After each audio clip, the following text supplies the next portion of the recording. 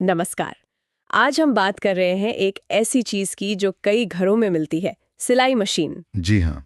और खास बात यह है कि इसके लिए एक नया भारतीय मानक IS 15449 भाग 1 2024 आया है। तो आज इसी पर गहराई से बात करेंगे। बिल्कुल, हमारे पास जो जानकारी है वो मानक दस्तावेजों और उनसे जुड़ी व्याख्याओं पर आधारित है। ठीक है। और हमारा मकसद है ये समझना कि भाई ये मानक आखिर है क्या, इसमें क्या क्या जरूरी बातें हैं, और जो लोग भारत में सिलाई मशीन बनाते हैं या बाहर से लाते हैं उनके लिए इसके मायने क्या हैं। चलिए तो फिर खोलते हैं इसे। ये जानना वाकई दिलचस्प है कि सिलाई मशीन जैसी रोजमर्रा की चीज के लिए भी इतने नियम। हाँ, होते हैं। तो सबसे पहले ये मानक किन मशीनों पर लागू होता है? क्या ये सभी तरह की मशीनों के लिए है? नहीं, देखिए, ये मानक खास तौर पर घरेलू उपयोग वाली सिलाई मशीनों के लिए है। अच्छा, घरेलू। हाँ, मतलब इसमें हाथ से चलाने वाली मशीनें भी आ गईं और जो बिजली से चलती हैं वो भी। ठीक है। मूल बात ये कि ये घरों में पर्सनल इस्तेमाल के लिए हैं, फैक्ट्री वाली बड़ी मशीनों के लिए नहीं। समझ गई। और ये जो 2024 का नया संस्करण है, इसमें क्या बदला है? मतलब पहले भी तो कोई मानक रहा होगा। हाँ, बिल्कुल। ये नया संस्करण दरअसल आज के समय के हिसाब से है।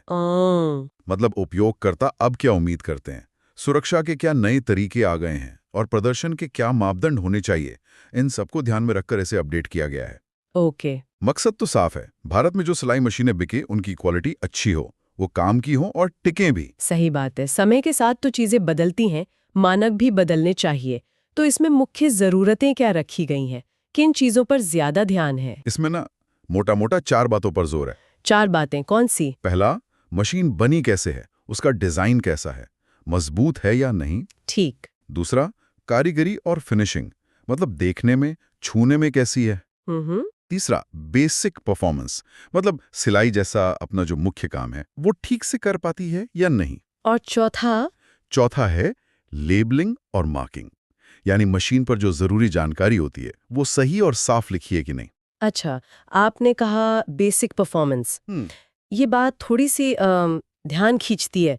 मतलब क्या ये मानक बहुत गहराई वाले परफॉर्मेंस या सेफ्टी टेस्ट से पहले ही एक तरह की क्वालिटी बेसलाइन तय कर देता है? आपने बिल्कुल सही पकड़ा, यही इसकी खास बात है। हाँ।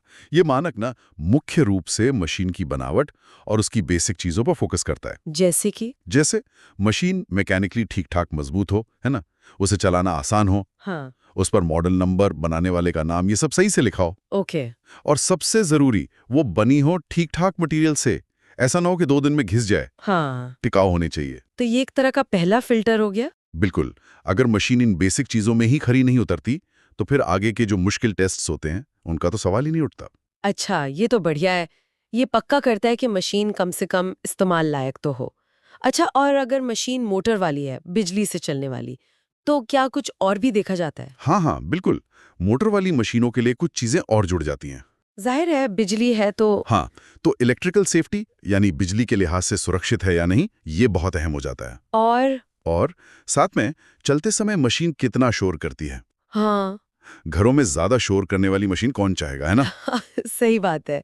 अब आते हैं BIS पर, मतलब भारतीय मानक ब्यूरो। इसका और इस मानक का क्या कनेक्शन है? क्या ये मानक अपने आप में कोई सर्टिफिकेशन है? नहीं, देखिए, ये मानक खुद कोई सर्टिफिकेशन स्कीम नहीं है। अच्छा। पर यह महत्वपूर्ण इसलिए है क्योंकि BIS यानी भारतीय मानक ब्यूरो जब अपनी अनिवार्य स्कीम्स लाता है, जैसे वो CRS वगैरह। हाँ बिल्कुल, जैसे CRS है अनिवार्य पंजीकरण योजना, या FMCS विदेशी निर्माता प्रमाणन योजना, तो हो सकता है कि BIS इन स्कीम्स के तहत ये कह दे कि भाई सिलाई मशीन के लिए आपको IS 15449 का पालन करना होगा। ओह अच्छा, तो मतलब अगर किसी को भारत में सिलाई मशीन बेचनी है तो हो सकता है उसे BIS सर्टिफिकेशन लेना पड़े। जी हाँ, और उस सर्टिफिकेशन के लिए इस मानक को पूरा करना जरूरी हो जाए। बिल्कुल सही। CRS भारत में बनने वाली चीजों के लिए होती है अक्सर, और FMCS जो विदेश से आती हैं। समझ गई। तो जो निर्माता हैं या आयातक है, उन्हें क्या करना होगा ये पक्का करने के लिए कि वो इस मानक के हिसाब से चल रहे हैं? उन्हें कुछ खास कदम उठाने होंगे। पहला तो ये कि जब वो मशीन बना रहे हैं तो इस मानक में जो भी गाइडलाइंस दी हैं उनको फॉलो करें। ठीक है। दूसरा, अपनी मशीनों की टेस्टिंग BIS से मान्यता प्राप्त लैब से करवाएं। वो लैब बताएगी कि मशीन मानक के हिसाब से है या नहीं। और तीसरा? तीसरा, ये पक्का करना कि मशीन पर सारी मार्किंग, सारे लेबल सही से लगे हों, मॉडल नंबर, बनाने वाले का नाम, वोल्टेज अगर बिजली वाली है तो, सेफ्टी इंस्ट्रक्शन, सब कुछ एकदम साफ और सटीक। और ये बहुत ज़रूरी है क्योंकि आपने बताया कि लेबलिंग या बनावट में ज़रा सी भी गड़बड़ हुई तो BIS मूल्यांकन में मशीन रिजेक्ट हो सकती है, कोई कोताही नहीं चलेगी। इसे अगर बड़े नजरिए से देखें तो ये मानक सिर्फ नियमों की किताब नहीं है, ये कोशिश है पूरे बाजार में क्वालिटी का एक लेवल सेट करने की। हाँ, ये तो ग्राहकों के लिए अच्छा है। ग्राहकों के लिए भी और जो निर्माता ईमानदारी से काम करते हैं उनके लिए भी।